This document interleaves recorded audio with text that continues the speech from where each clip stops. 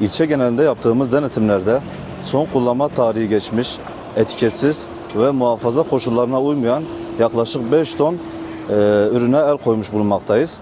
El koyduğumuz ürünleri tutanak altına alıp imhasını gerçekleştirdik.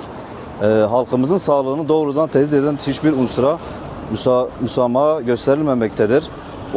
Vatandaşlarımızın daha sağlıklı, güvenli ve kaliteli ürünlere ulaşabilmesi için denetimlerimiz aralıksız devam etmektedir. Yaptığımız denetimler aslında vatandaşlarımızda da bir bilinç oluşmasını sağladı.